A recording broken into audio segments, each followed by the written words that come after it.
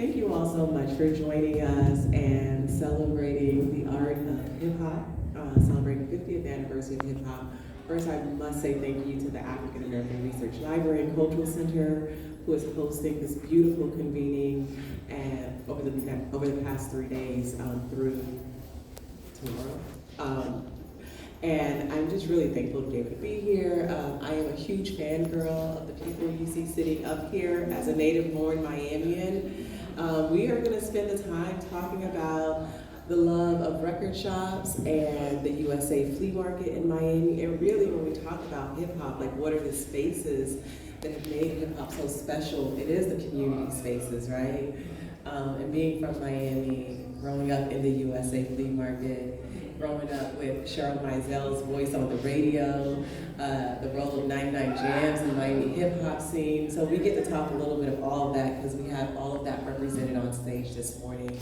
I'm Nadege Green. I am the moderator. I am a journalist, researcher, and historian. And I will pass the mic. So Derrick, you can introduce yourself and then we'll go down the line. Derrick says he don't want to go first. Derrick, you going first. I can go first. And then we'll jam.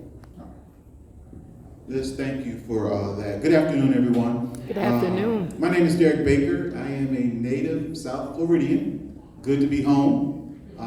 Currently residing in Dallas, Texas. So my story briefly, as I mentioned, born and raised here in South Florida, had the pleasure of starting my early career working with these fine folks you see up here at Mizell Records, the Mizell Records shop in the inside the Flea Market USA in Liberty City, while also working at WEDR 99 Jams.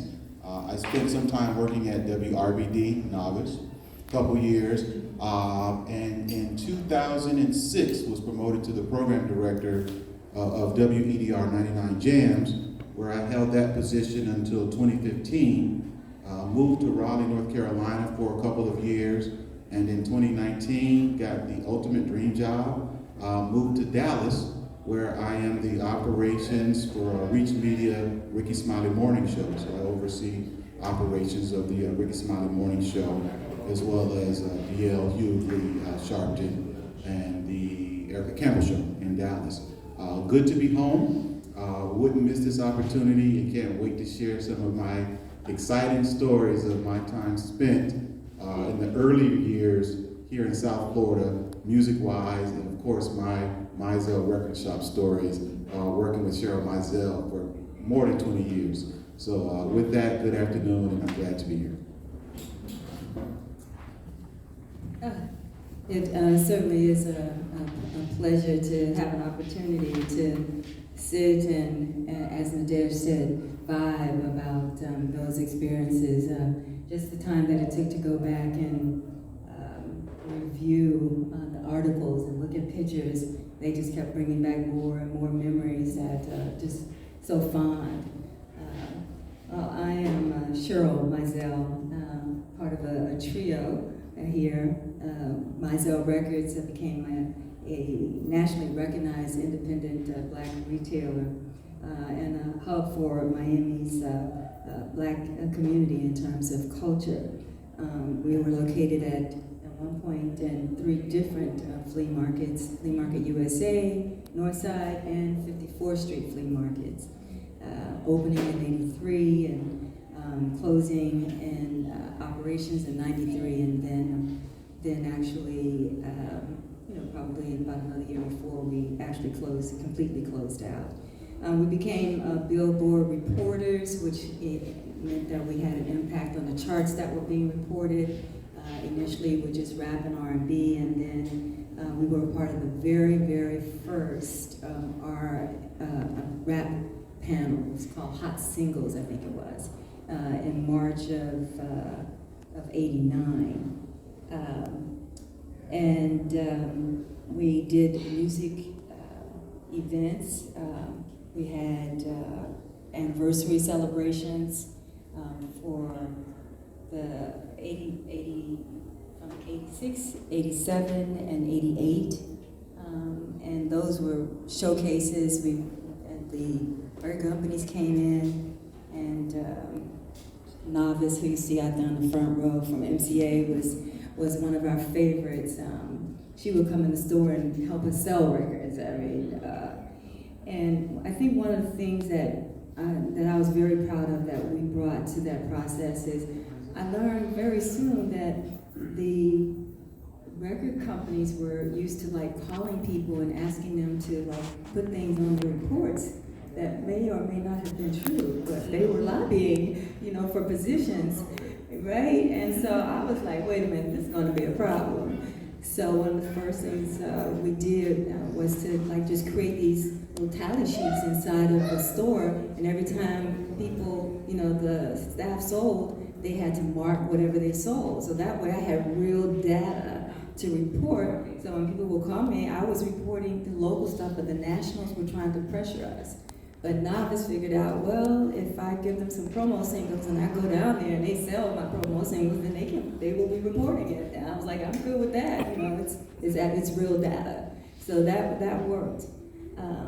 But anyway, together we worked together managing, my siblings and I, Beverly and Milton, the store. And my brother has a graphic design background, so he brought all the visuals to life and made the store look very professional. My sister is just amazing at just identifying what the music was, picking the music, buying the music, and doing all the back office stuff.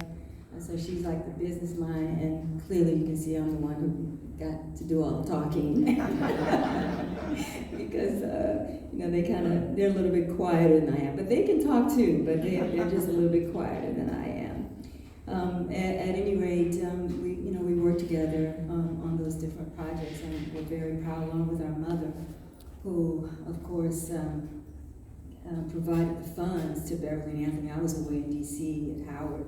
I had gone to Howard and was working at MCI when I came home, but my mother had, gave them the seed money to start the record store, and she didn't just do that. She got out there and she worked at the store herself, and everything we did, she was at the events, and, she was a part of it, well enough a little bit now talking about her. So, It's okay. everybody I knew our mom, boy. Everybody we knew knew her. Mom. And they knew Mom did not play. My mom was dead serious about what she needed to be dead serious about, but she was very witty and very, very loving, and would give you the shirt off her back. She was willing to help, help everyone.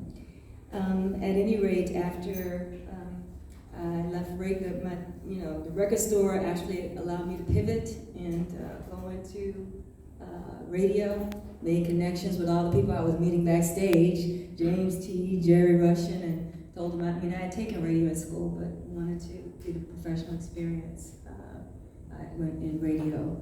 So that's what I did, and did that for like 20, who knew that would last 26 years. Left there, went to the county in 2016, African Heritage Cultural Arts Center, and became a part of the team that did Moonlight, promoted Moonlight. Gus Terrell out of McCraney wrote the story, and he was part of the Cultural Arts Center, so I got to be a part of all that because we became the local home of the movie Moonlight. So that was an amazing experience of its own. And now I'm still at the county in Miami Dade working with the Citizens Independent Trust, doing more of my public affairs work that I did at the radio station, giving a voice, asking people to give us feedback on their experience with Miami-Dade County Transportation. So it's been, I love people. I was never in it for fame, into this for fame. I always loved working with people, regardless, and loving to hear about their stories and loving to help them and advocate for them to make life better. And I'll let my brother and sister chime in on anything that I didn't mention or anything else they want to share. Everything that she said. Yeah, all of that. I'm Beverly, and born and raised here in Miami as well, and started off working with the airline industry. That's where I got my beginning, and actually stayed there for now still in the industry, not the airline industry, but the travel industry for over 40-something, ain't saying how many, but 40-something years in the travel industry. During the time I was working at the airline, that's when we got started with the record business. My mother, as Cheryl mentioned, asked, what did we want to do after my brother and I graduated from college. So we thought, and music was very important to us, had been from growing up. My mother would always play, Tom Jones and Dionne Warwick, and so music was always in our family, as well as other family members.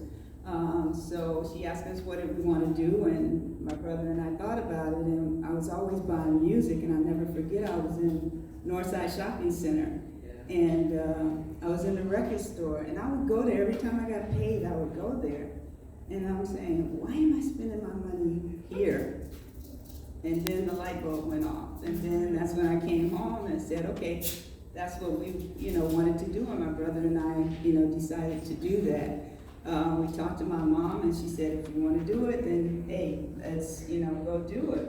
So when we started, we had a lot of, especially just going to the distributors, they were, yeah, not enthusiastic at all, about two little young African-American people coming in to do what, and, said a lot to try to discourage us.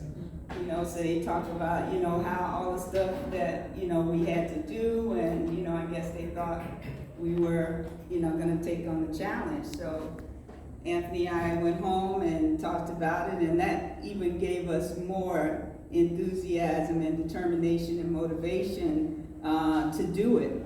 And we did. And, I think we did pretty well. Over 10 years of, the record industry. As Cheryl mentioned, Billboard reporters, which included a whole lot of stuff comes with being Billboard reporters. Access to the artists, access to the record company, personnel, going to conventions and just interacting, with people who, you never would have dreamed that you would run into. So that was the early career, but I still kept the airline industry on the side and still remain there today, as I mentioned. No longer with the airlines, but I do have my own travel business that I've been almost 10 years now doing that, so that's what I still do today. Your time, bro.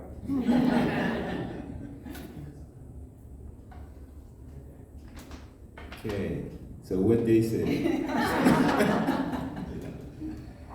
Milton Mizell, they call me Anthony because my dad was Milton Mizell as well. So a lot of people call me Anthony and a lot of people call me Milton. But I graphic designer by profession,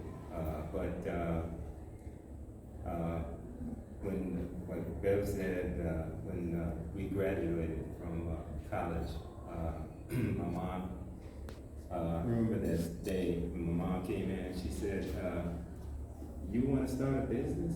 And I was looking at Bev and I was like, wow. It's a flea market. They were putting it together, the flea market.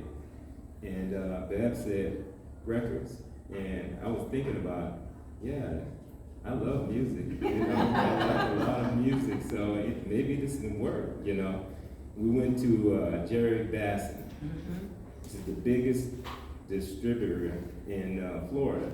And we went there, and he had I remember the desk he had. It was a big desk, and it was wood and wood panel in the back, and then it was all of these platinum albums behind him. It looked really impressive. So me, my mom, and Bev, we went there, and he told us how things worked. The percentage you get back when you buy so much. And then he said, look, y'all look like nice people. You know? He said that y'all look like nice people, but, and he was really sincere about this. He didn't want to take it. He said, I can take your money, but, you know, I just want you to understand what you're getting into. And you know, my mom, I looked at my mom, and she said, okay, we got everything. We're going to come back. We'll tell you what we're going to do. My mom didn't blink. She said, we're going to do this, you know? And I can tell you, we had these anniversary parties. We showcase young talent. Jerry Basson came there at one of the parties, and he said, I got to tell you this. I tried to talk them out of this, you know, and he was amazed how many people and how much records we were buying from them, you know, because we got at a point, I think we've the highest numbers of in rap in Miami, in Florida, I believe. So that was really, you know, when you see somebody say that, you know, it's kind of gives you, you know, it's doing something right. Like I said, you know, I was, you know, when we were in the record shop, you know, I would see all of these independent records come through, and I was trying to figure out who's doing the design. And you know, when you're in the industry, it's hard to get in. Once you get in, everybody uses you, you know. But I couldn't get in, you know. I would ask people, you know, what you know, who's doing your albums? And they said it was a company in Hialeah, and they would do a printing company, but not the designers. So anyway, long story short, we did a calendar for the parties that we were doing at the end of the year. And one of these calendars, we would have all of the record companies, they would sponsor the calendar for 1 month. And they would have their, all of their artists on there. So Cheryl would go out and sell the calendar. And that would pay for the party. Right. So Cheryl came up with this idea. So I did an ad for Luke Skywalker back then. And so she met with them, and after the party, Cheryl, she got a call from Debbie Bennett, which is, he works for the marketing. Debbie told me on the spot, I want to get with your brother to do some of this stuff for Luke. Right. She told me when I showed her your work in there. Yeah. So Cheryl took my work and showed her. And so anyway, long story short, I got a call from them. I went over, and I had been waiting to do this so long. It felt like a long. I was still young, but anyway, I went to his office, and I remember talking to him. You know, I met him a couple of times before that. So I did this album, Angie Griffin. It was an R&B, and I knocked that out of the park. So I felt like I could do this. Anyway, the next album that I did was Two Live Crew, Nasty as It Wanna Be. And that's, and that, We're all famous. yeah. So I didn't realize the second album I did, it was like kind of crazy. I saw it on like Nightline. I saw it on Time magazine. So anyway, after that, I was doing all of his work. I was working for the city of Miami full time. We had a record shop that we had on Thursday, Friday, Saturday, Sunday, and I was full time all the graphics for Luke Skywalker. So H-Town, MC Twist, Poison Clan, yeah, etc. Griff. So I have 150 projects on me at Discogs. So I did so much work for like 8 years. I was working all the time with the record, so I was in tune with everything that was going on. But it was a great experience, you know, meeting a lot of people and just seeing the inside of, you know, how record companies work. So anyway, but so it was a great experience. I think it's so important to really talk about the threads, you know, that come from, you know, what hip hop is, because we're not just talking about selling music, we're talking about the arts component, right? And art is a part of hip hop, right? The visual art component, but you're also talking about the business component, what it means to be a buyer, and then you're talking about the radio stations, and so you have all of these jobs, right, that were a part of early hip hop, and you guys opened your shop when hip hop was still a baby, you know, like we're celebrating 50 years, but hip hop was a baby when you opened your shop. So I would love if we could just kind of go down the line on what are some of your favorite hip hop moments that came either out of the record store or out of Hip Hop Miami moments that you all were part of, and then we're going to turn it over to you all if you have any questions, because I know we are time limited and I want to honor your time as well. So. I think for me, it was the times in the moment. You know, Milton and I were just talking about this earlier, how you've seen everything evolve. You know, thinking back then, it wouldn't be, you know, unusual for these artists to stop by the store and do these in-store promotions. So, you know, really get a chance to hang out, you know, with you. And again, some of those were, you know, set up and more, you know, specific driven, you know, to sales. And others were just folks just hanging out, you know, coming through. And, you know, so the record store was kind of a community gathering place, a gathering spot. So I know for me, I wish I relished in those moments, you know, because when you look back on them, you know, those are just some of the things you no longer see. You know, I remember, you know, we're in a time now where everything is instant. If there is a song you hear, you Shazam it, and you download it, and you have it instantly. I was reminded Milton, you know, when the Boys to Men record was hot, we like, hey, come back Thursday, we sold out.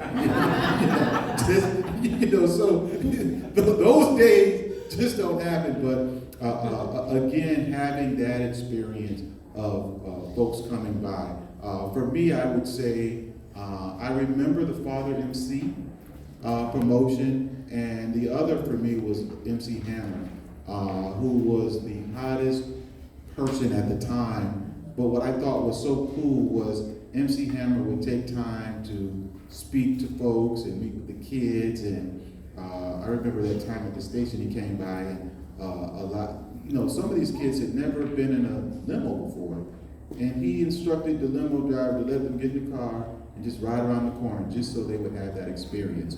So, you know, those are the moments to me that stand out during my time working at the Mizell Records shop. And I got some other little gems I want to share with y'all, but let me give everybody some time. But there were some fun things, and I just want to say we shouldn't leave here without speaking to just how innovative and some of the things that these folks you see on this stage did at that record shop. I'm going to share some points, but that should not go unnoticed. Some of those things, Cheryl hit on some of the accounting and tracking things, but there were some things where these folks were innovators. They were ahead of their time, 10, 15, 20 years, and we're not going to ever see those days. So I'll yield the rest of my time to you, Cheryl.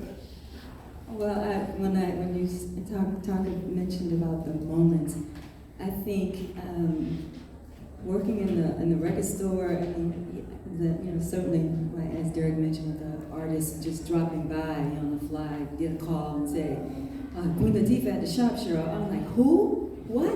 You know, jump in the car. We only live like less than 5 minutes from the shop, so we jump in and we could be there for those quick in stores. But some of my favorite moments, just working with the employees. Talk about hip hop. I'm forgetting whether it was the 3rd anniversary or the 4th anniversary. But we had our teams, and I don't know if you were there, Derrick. This might have been pre you working at the shop. But for one of the shows, they came up with a rap song, and they created a rap song about Mizell Records. And they put it together. We had rehearsals, and then they wrapped it down at the show. But in the shop itself, there were times we would just let them open up the mic, and I had never experienced this. They would do freestyle rap.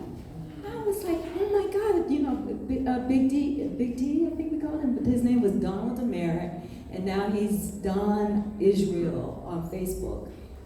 Reconnected with him, but he could do the beatbox thing, and I had never witnessed that live in person, but it was like when we would do that in the shop, everybody would come from just all over the flea market just to, get involved and grab the mic and just see them just go.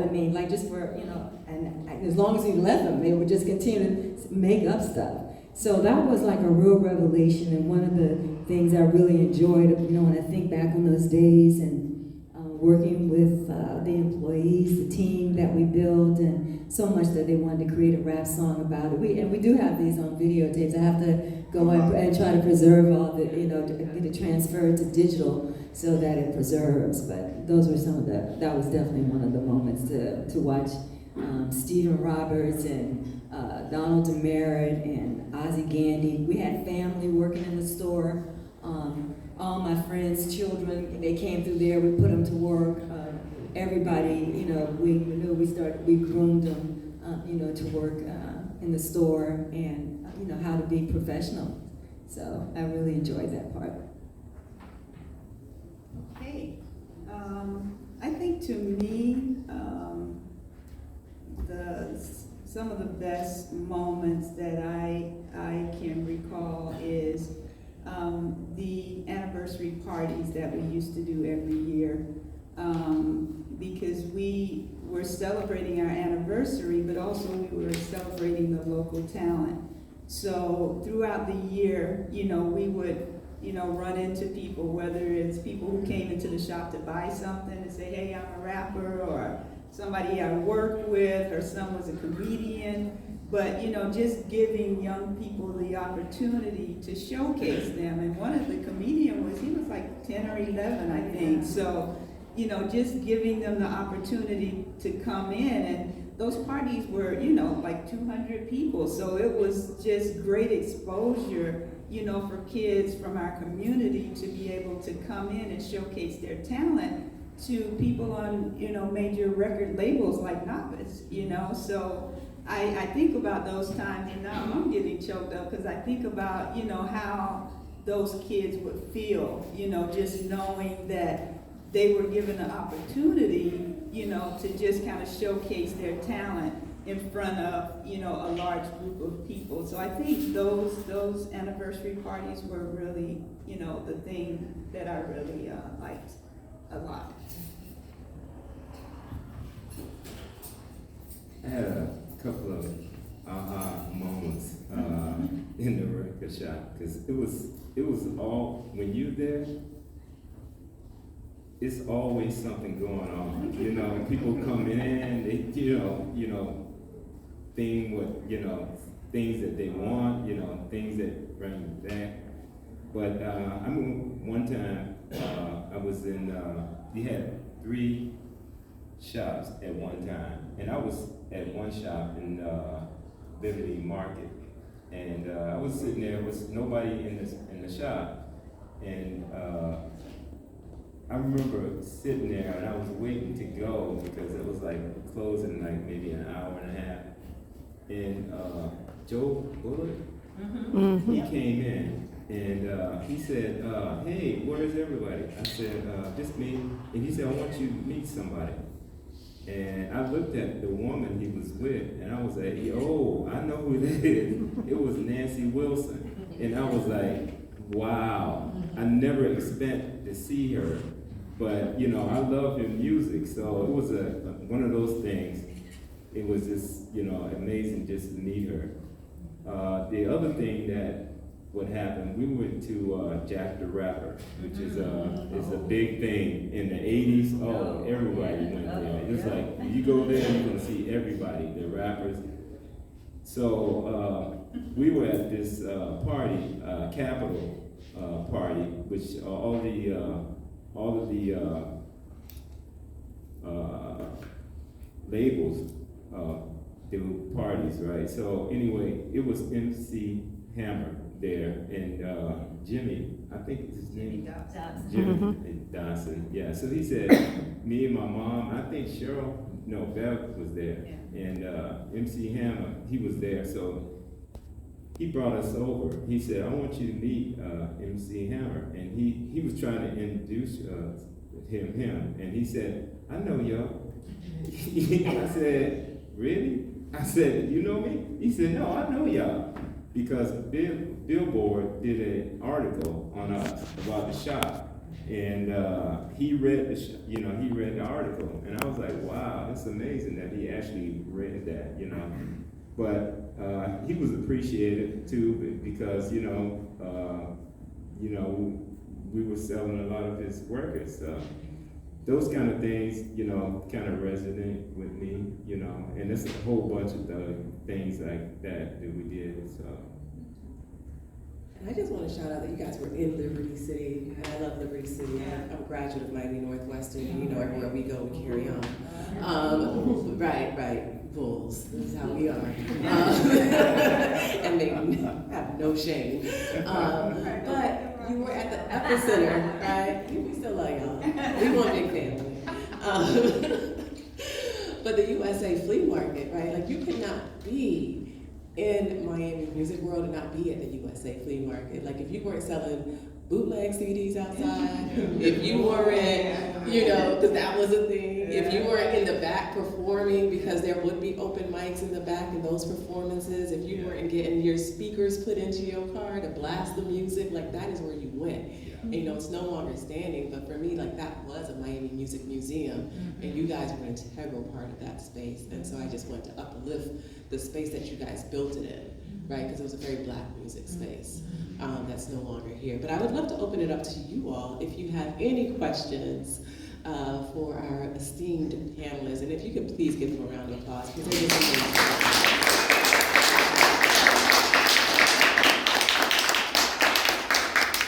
Yes. Hi, thank you so much. So my question is related to the organization of record stores around the country. So in the 80s, we had Zipoli Records on 125th Street in Harlem. And it was run by South Africa for a very, very long time. And I wondered, was there a network of record store owners around the country? Did you guys get together with other record store owners, or was there a camaraderie between the business? There was starting to build something like that in the latter years of Jack the Rapper. In fact, one of the, she mentioned, Nadege mentioned bootleg records, tapes and CDs. Well, we got so upset with the owner of the flea market because she allowed bootlegged product, people to just set up just outside the door. We had a very prime position, and she allowed them to sell bootleg products just outside the door. And so we just organized a protest, about it. And one of the things I did, I called the police, I called the FBI. I wrote a letter to Jack the Rapper. Jack the Rapper was not only a major music convention, he produced a bi-weekly publication that went to radio and records. Well, I wrote a letter to Jack the Rapper, explaining this problem and how the major records were getting ripped off, and do they really know that this is taking place, and how how prevalent this is, not just here but everywhere. Can something be done? And the next thing I know, Jack published my letter, not inside, but on the cover of the magazine. I was like, oh, when it came, I was like, oh my God. So I started getting, all this, contact and feedback from people. And then eventually they asked me to actually start a retail column in Jack the Rapper called, and I named it In-Store Play and had my brother to do a logo for that. But I would write about these issues that retailers had and just coming up with different tips for Black retailers, and so that became a part of it. And then at the convention, we had like a gathering there, and I actually got an award. The Della Wiggins had apparently had another record store in another part of the country, maybe another part of the state, and they came up, she had passed away, and they had come up with an award, so I got that award. But by the time, we closed, it was so close to the end, and we completely, got out of retail records because there was Napster, there was the CD, all that converged at the same time. The record companies back in our days, you had Black records they had Black promoters that came, like Novice, all the people came on record day, promotion day. We couldn't even park because the place was just crowded, but with crossover of Black music international, into the other types of radio stations, because you used to have to listen to Black music on Black radio. But with Michael Jackson, with the Vandross, and even Baker, all those artists started crossing over. Then it started to kind of, to become more diverse, throughout the country. They would have those things played on other stations. So that changed just kind of changed the whole complexion of what retail looked like and what Black radio looked like because of that. Yes. Hi, I'm Valerie Patterson. I braved 95 and drove all the way up here from Miami. If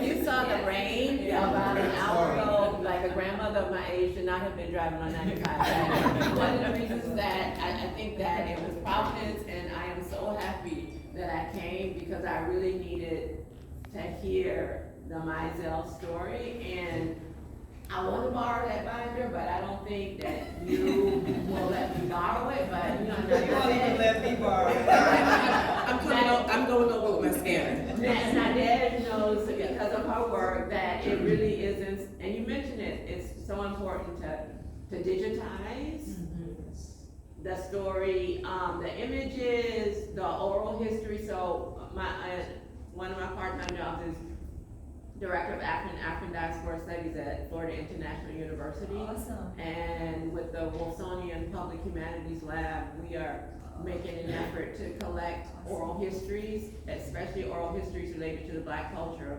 of communities in Miami. So please, at some point, can we collaborate to make sure this is digitized We right here. preserved? We are right there together. Yes. Thank you again for all you've done. Thank Thank you for that comment. I just want to add, and I want everyone in the room to understand, I don't think we truly understand the importance of what the Mizell family did. So when you think about that, as Cheryl and Beverly and Milton was sharing the story, it speaks of entrepreneurship, okay? When, they had a dream, they didn't do this on South Beach or, other places. They did it in the community. And let me tell you something, this was a well-run operation. Cheryl would make us count out, what was it, $126.33. If you was counting, that was that draw had to be right, but you think about those things, and to your question earlier, there were those big, Peaches, the big stores and Specs and some of those. But Mizell Records gave an opportunity for those folks who weren't as big. Before he was Fresh Prince and Father MC and those other folks, Mizell Records were the place that they can come.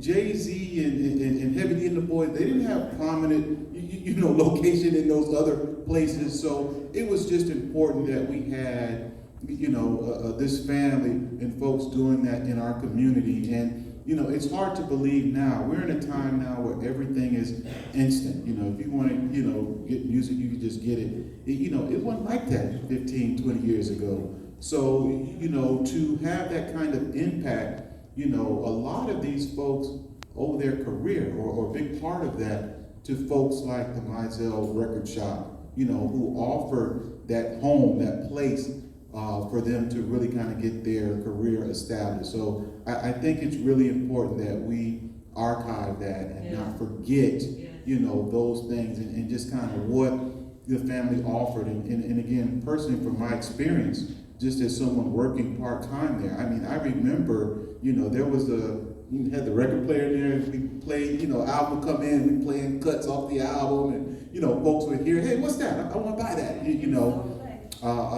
You know, and Cheryl talks about, you know, those different things. I was able to see where, you know, they don't call it now, but, you know, the things that, you know, expanded out of that, you know, merchandising. Remember you had that Luke jacket they would, for sale? There was like this real nice Luke, you may have designed it, but it was, but there was this Luke, like starter J, you know, it's cool thing. So, you know, we got into merchandising and things, you know, as well. So, you know, it was just amazing to see some of the things that we were able to do. And just from a business standpoint, you know, some of the things that we do now, we had those meetings at the house on Sundays that we had to come to, you know, and they had that money right, that register, you know, and just those things that taught us, you know, who work there, you know, the spirit of structure, entrepreneurship, and different things. And again, we did that in our neighborhood. So, you know, I was just very proud to be a part of that. So again, we need to encourage that and make sure we archive, you know, these things, so that can be a motivating factor and motivation for some of us today who will look around and say, okay, well, what's lacking in our community? What is it that we can do here that the community can certainly benefit from and have a, you know, positive impact on the up and coming next, you know, trust me, if I knew Queen Latifah and Jay-Z was gonna hit like that, I would have approached it differently. But again, now you know better. So that's just something for us to keep in mind. We could take another question. Mine is just quick. Number one, thank you so much to myself for being here. We all, you know, your time is precious, but just to think about, I took my kids to Memphis, to the Civil Rights Museum, and I learned so much about history in Miami that I didn't know. We don't have a lot of places that are a testament to the culture that African Americans have established here, especially just so many things. And so I guess my question is there a push to not just have kind of, you know, panels and oral history and all these wonderful times to speak on, but to showcase the national importance of what you all have done here?